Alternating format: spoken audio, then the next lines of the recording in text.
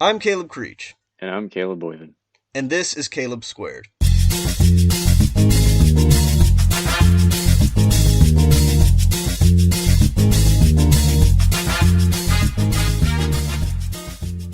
Today we're going to be talking about our top 10 best trailers, personal best for each of us. Obviously, we both have very different tastes in movies in general, and so these trailers for each of us personally are going to be our favorites, but also our best. Ergo, our opinions are the right opinions. Yours listening at home, sadly or not. Amen. Amen. So let's start off, of course, at number 10. Mr. Boyven, would you like to go first? Sure. So, my number 10 is the official trailer one for Suicide Squad. Yes, a classic if there Um, ever was. so, as everyone, of course, knows by now, that movie is horrible. No, well, that debatable, but sure, didn't do We'll go over well. that later.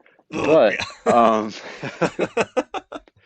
but the trailer itself is fantastic. Yes. They put it to the score of Bohemian Rhapsody, Mm-hmm. and it's synced up perfectly with the action that goes on in the trailer. It is, yes. The trailer itself it highlights the best parts of the movie, which is Mm-hmm. both a good thing and a bad thing because when you actually watch the movie, you've already seen all the best parts, and it's just kind of it's bad. It's true. It's really interesting too. I'm not sure if you or you might know this, you might not, but that trailer was so great. It garnered so many positive reactions that was when Warner Brothers, they hired the studio that cut together the trailer to cut together the movie. Yep. And so that's one of the reasons the movie, the final product came up as it did. Even for those of us who really like Suicide Squad and think it wasn't that bad. All right. Personally, my number 10 is the Smash Things trailer for Hellboy 2019. Oh, When I first saw this trailer, I had heard news there's going to be a new Hellboy movie, and I was all for it, especially with the R rating. I was all down for the violence, of course, because, mommy, wow, I'm a big boy now. But the trailer overall, it set up a really good tone that did not really, it was not accurate to the movie that we got. hmm. It does set up some of the story of the movie, so it's accurate in that sense. But overall, it's sort of an inaccurate trailer that doesn't do the movie equal justice, even though I don't think the movie's that bad. Okay. And I disagree, but we'll get to that later. Wait, disagree about what? Oh, about Hellboy being bad? Oh, boy, we're gonna have so much fun on those commentary tracks. Oh yeah, for sure. Absolutely. Number 9. All right, so number 9, I have the Psycho 1960 theatrical trailer. Um, Oh, here we go. Ladies and gentlemen, Mr. Boyven is a film auteur, a connoisseur, if you will. so I absolutely adore Alfred Hitchcock, and Hmm. this trailer is probably the longest trailer I've ever seen. It is 6 minutes long. Yeah. And this trailer is literally just Alfred Hitchcock taking you through the sets of the movie and Hmm. describing what's going to happen. Tells you Mm. exactly like what crime happens, how the murder happens, but he doesn't tell you all of the details, and it leaves you wanting more, Yeah. which is a common thing you'll see in a lot of my trailers. Hmm. I think it's a classic example of just presenting exactly. Let's a little exaggerate, but like presenting exactly what you're going to see in the movie and makes you want to see more. And Alfred Yes. Hitchcock is just so wholesome while he's doing it. It's fantastic. Oh yes. It's a lot like the trailers, even though this trailer's not on my list and it's not on your list, but sort of in the marketing for Bad Times at the El Royale. That movie, it's very stylistic.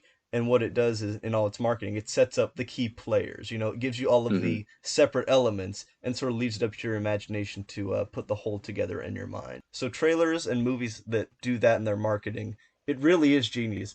My number 9 is much like the last one.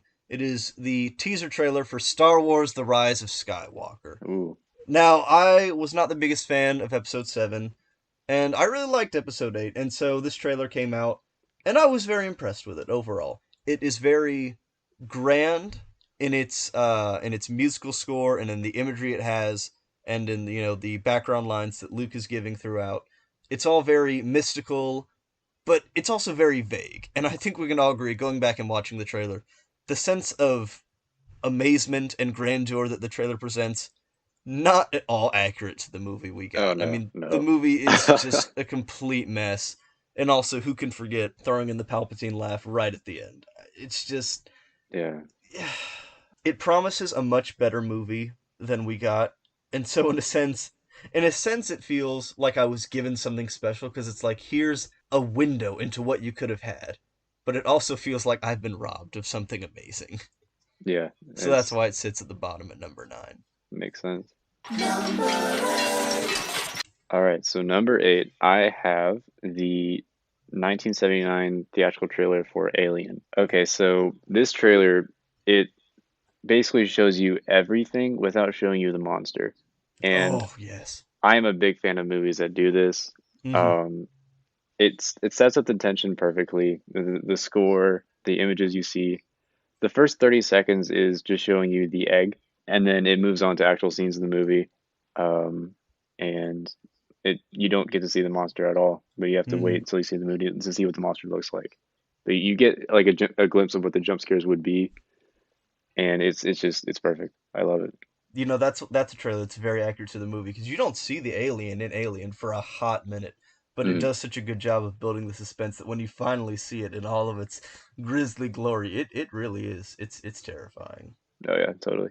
My number 8 is the teaser trailer for Jonah a VeggieTales movie. For all 8 of you that remember this, I think it's about 50 seconds long, and it's just shots of the water in the dark, just the rolling sea. The thing is, even though the trailer doesn't necessarily give you a sense of the tone of the movie or the story, I find it very, very impressive in its animation quality.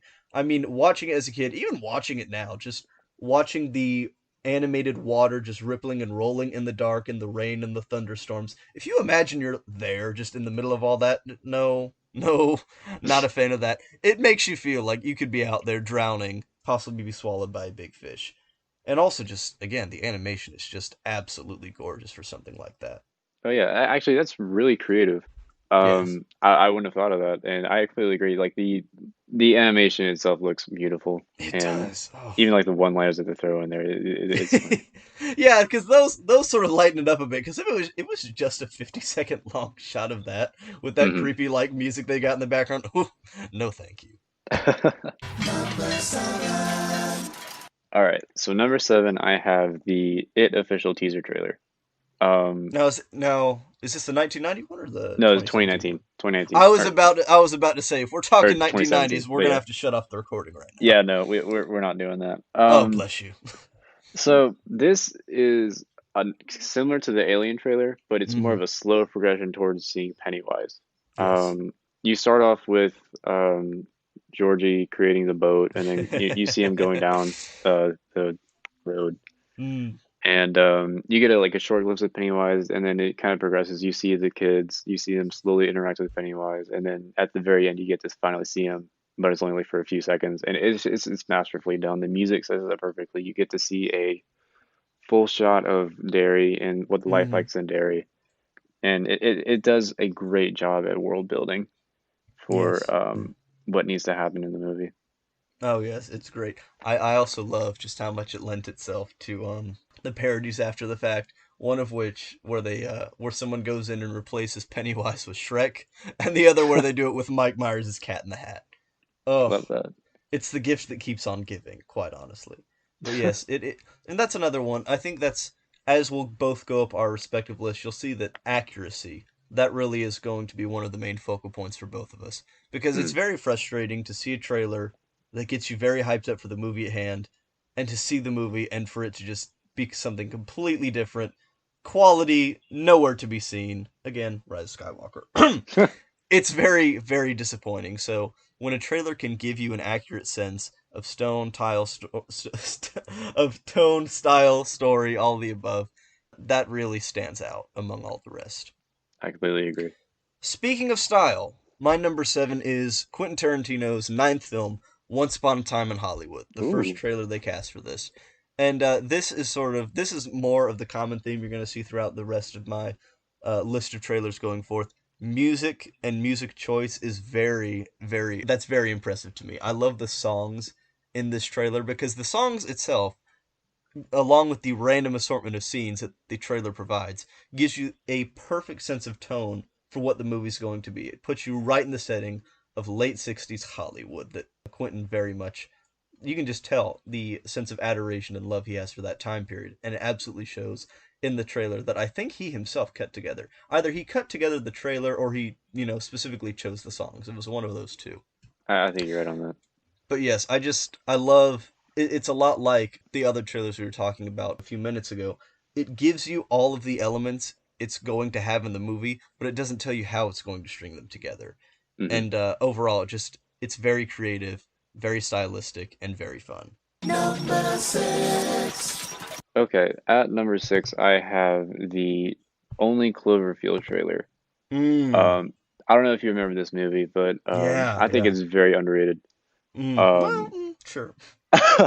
No, I like Cloverfield. I do. It's just comparing it to 10 Cloverfield Lane. Oh man, that second one blows the first one out of the water in my Oh, opinion. I agree. Yeah, totally. Yeah. But anyway, about the trailer, Yes. Yes. it gives you the sense of what the first person perspective is going to be like. Mm-hmm. It shows you all of the scares, the thrill, and Mm-hmm. just all the, and again, you don't see the monster.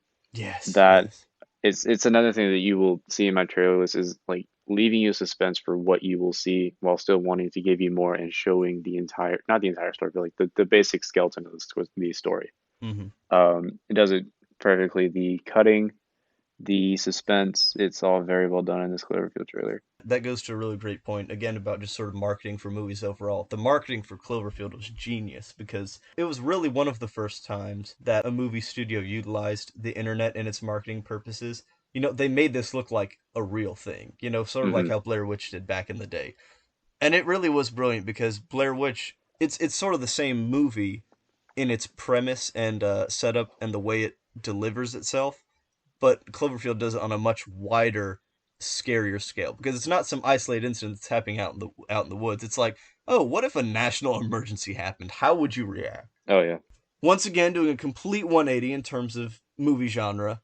My number six is the trailer for the 1970 film MASH. This is a movie that Ooh. none of you listening have ever seen. You might have heard of the show, but oh my gosh, I love this movie so so much. Not politically correct compared to today's standards at all. If you just what you have to really watch the movie with the right mindset and understanding of the time to get it. But this is another one of the things that is common throughout the trailers. I just love the random assortment of scenes that it presents and the way it's all strung together because it gives you so many separate parts of the movie as a whole without really giving you a sense of the story. The editing in this one is very, very strong. I just love the succession of scenes, one after another, culminating with the musical choice, the montages they have at the end, and I feel like it's very accurate in what it delivers. It's one of those perfect trailers out there for me, which is obviously why it's on this list. Yeah, when I watched the trailer, I saw it myself of what the editing was like and how well it was done, especially with the music choices, and I completely agree. It Yeah. was great. Oh, dude, there's so many lines just stick out to me even after all this time. Just, what's the matter with her today? Oh, I love it so much. All right, loyal listeners, it is time for your favorite part of the video, sponsorship time. Let me tell you about this thing called Anchor. You know the reason that aliens came from the future and like built the pyramids? It was because of Anchor. Do you know what the Pope and the Roman Catholic Church are calling Anchor? The future.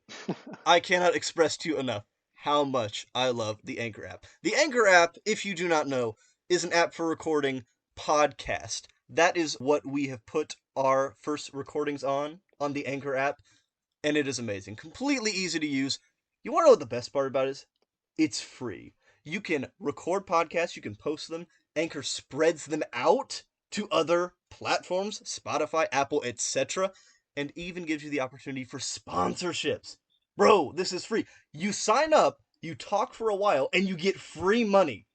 Where's the downside to this, boy, Vin? There are no downsides. And also, you get free creation tools that allow you to record and edit your podcast right from your phone or computer, which makes it super convenient. Yes, dude. You don't even have to have a professional setup, man. You just sit there and you do things. I know you're all sitting there during quarantine, not doing anything. You might as well not do anything and get paid for it on the side. I mean, yeah, that's what we're doing. Oh, yes, absolutely. And again, it takes out the middleman. You don't have to go to Spotify and beg to say, oh, will you please put my podcast up? Anchor breaks down the door because they get business done. Bro, it only takes 7 to 10 days and you're everywhere. Everywhere you want, that's where you are. Speaking of which, that's where we are. You can find us on Spotify. You can find us on Apple. You can find us anywhere you want to. And we need you to do that. We need you to watch our episodes because here's the thing. We get paid. Tell us about getting paid, Mr. Boyden. Well, you can make money from your podcast with no minimum listenership, which is very important. You can record a sponsorship and it'll play it in all of your other pre-uploaded videos. They make this process so easy for you. It's everything you need to make a podcast in one place. You guys make sure to download the free Anchor app or go to anchor.fm to get started. Do nothing. Get money. All right, number 5, I have Logan. Yes! I cannot express to you how great of a choice it was to use Johnny Cash's Hurt. Oh, yes. That was a fantastic choice for music. And it sets the tone for the film of what you will see in this film. It's not an it is an X-Men film, but it's not your normal X-Men film. This will be much darker, much grittier, and it tells the story without seeing the story, It's fantastic. Oh, yes. I have so many praises I want to sing about that. But that one is actually a bit farther up on my list, so I will save that for when we reach that point, I think. All right. My number 5 is the trailer for Season 1 of The Righteous Gemstones. If you have not seen the show on HBO Max, then you're just living life wrong. That's just a fact. Oh, man, this is such a great premise, because it's poking fun at the lives of this family of TV or televangelists who, you know the kind, you've seen them on TV, the kind who fly around in private jets because it's God's will. It pokes so much fun at this family, and it's got, some really great actors, Danny McBride and John Goodman being the standouts. But the genius part is, it's not making fun of the religion itself. It's just making fun of these people. And the show itself has a lot of fun with the concept at hand. Mm-hmm. Again, this trailer, much like a Quentin's trailer, it just has the perfect song choices. All of the editing is on point. It perfectly delivers the tone. It's very fun. It gives you a brief sense of the story because, the show is 9 episodes long. So it gives you the basis of the story. But again, tone is everything. And you walk away from that trailer completely satisfied with the product it delivers. I love that trailer when I watched it. It was such a fun time. Mm-hmm. It showed how much fun you will have watching the series, and it just perfectly encaps what you will see. Oh, yes, absolutely. Especially that bit at the end. Daddy, you just threw Jesus across the room. No, that was a karate person. No, Daddy, that wasn't a karate person. That was Jesus. John Goodman's reaction. Oh, it ends it off perfectly. Other things too, like just splashing each other at the baptizing. Oh, it's great. It's great. Oh yeah, it's fantastic. All right, number 4, I have the Social Network official trailer. So it begins with showing you some of the basic features of Facebook and, Facebook stalking at its best. Oh yeah. And then it goes into the story about 40 seconds in. You see right off the bat that Mark Zuckerberg, or at least in this version of the story, is a complete jerk. Oh yeah. Oh yeah. Has no emotion, and it sets the tone for the film. You see Andrew Garfield, you see Justin Timberlake, you see all these great characters, and then it shows the Shakespearean aspects of the film itself, and gives you the tone for what you will see in this movie. And I think it does a great job communicating exactly what you will see. And I'm going to say that in the future for a lot of trailers, but it's just facts with what these trailers present. So. Oh yeah. The trailer does such a good job portraying the genius of the movie overall. Because if you just look at the story on paper, this movie about creating websites and the court cases involved and boat rowing tournaments, this should not be gripping or intense at all. But oh my gosh, the presentation in trailer and film alike is so pitch perfect that it has you on the edge of your seat for court proceedings. Oh yeah. I can't think of any other movie that has accomplished something at that scale. I can't either. Shout out to David Fincher. He made some good movies. I think he's going to go places. I think people like him. He seems like All right, number 4 for me is the Wet on Wet teaser trailer for Deadpool 2. Oh my gosh. The Bob Ross trailer is so pitch perfect. I love that. This is one of the best trailers in existence because it shows you almost none of the movie. It has a quick montage of random scenes at the end that all look amazing and get you pumped for the story. But for the entirety of it, for the majority of it, it's just Deadpool being Bob Ross. And it's Hmm. so perfect because it completely satisfies and delivers the tone that the audience want for this film. I don't know if you remember around this time, but I think this trailer was released in like late 2017, I want to say, and that was mainly when the acquisition of Fox by Disney all happened. And so there was a lot of speculation, oh, what's going to happen to characters like Deadpool? Are they going to get to stay R-rated and such? And so you get this trailer in its full Deadpool glory, completely reassures you that yes, the filmmakers know exactly what movie they're making, and the final product you're going to get is going to be just as accurate as the first one. Hmm. Absolutely love it. Also, that painting at the end, the Norman Rockwell Thanksgiving painting of Deadpool and Cable, I want that painting so Oh, I badly. do too. For Yeah, the any of painting you looks out in the awesome. audience, send us that painting, please. We're not complete without it. We need Please, it. we need it. All right, number three, I have the Joker teaser trailer. Um, Yes. so this trailer is a cinematic masterpiece in itself. Mm-hmm. The score, oh my gosh, Oh, and the yes. score itself in the movie is fantastic, but the score in the trailer is just as great. It's very tense. Mm-hmm. You get to see Arthur's slow descent into insanity, but you don't get to see too much, and it's a perfect mix between what you want to see in the movie, like what you want to see in a trailer, and Yes. I think it does a great job at that. It absolutely does. It's very interesting because one of my choices that'll come down to the last few trailers is almost the exact same trailer. It's the Joker final trailer. It's amazing just how, like, just showing you how different these trailers are. You know, it's not like polar opposites night and day, but Hmm. they are both completely accurate to the movie, and yet they have their own individual sets of characteristics that lend themselves to people's differential preferences in movies and tastes and such. Number three for me is going to be the first trailer for Mission Impossible Fallout. You know, Oh, it's funny because at this point, I'd seen a fair amount of movies during the summer of which this trailer was very prominent. I think it was the summer the movie was released, but you know, up towards the beginning of the summer. Like, you know, I'd seen Jurassic World and such, and every time I'd go to the movies, this trailer would play. And at that point, I had not seen a single Mission Impossible film. I knew of them. I was like, oh, Tom Cruise, he almost dies. How fun. But I never really cared. This trailer legitimately sold me on it because I knew it was like the sixth or seventh movie, you know, watching the trailer, but I was like, this is amazing. It conveys so many impressive action sequences. So many of which, and almost all of them end up in the film. There is that one weird shot at the end where he's about to fly his helicopter into a truck that's just not in the movie. It's just gone. But I mean, to be fair, they replace it with him on a mountain in a helicopter about to get crushed by another one. So it's kind of equal trading. yeah, true. The song choice in this one, I don't love the songs in this one as much as the other ones, but the rendition of the theme it has, it's amazing. I think it just shows how impressive it is that it was able to reel in an audience that hadn't seen any of the previous films.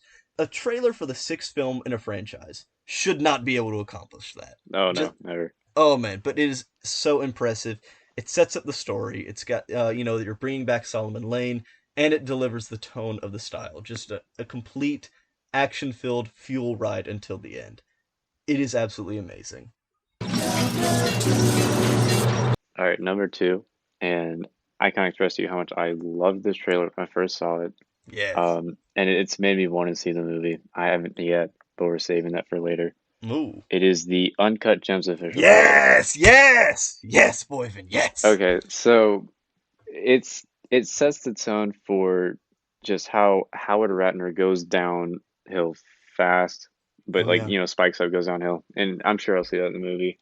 The music, Mm-hmm. that is what got me. Oh yeah. The Oh yeah. music in that trailer was fantastic. And I'm sure the music is just as great in the movie. Oh, it is. You get to see how charismatic he is, his relation to Kevin Garnett, Mm-hmm. and it just puts you in his chaotic life and sets you there and keeps you there. And it's yeah, I love it. I love that line at the end, how he just goes, "This is how I win." It's just, oh Yeah, my gosh, you're absolutely right. The trailer, and the movie itself are so amazing because they both came out of nowhere. No one expected this from Adam Sandler of all people. Like we know he can act. We've seen Punch Drunk Love, so we know he can act. But he's mainly chosen to do, Netflix comedies and stuff like Yeah. that. It's a complete gem in and of itself. It's a diamond in the rough, as it were. I cannot wait to do that commentary track with you because you're going to absolutely love that movie. There's so much to discuss, but that's for another time. Oh yeah.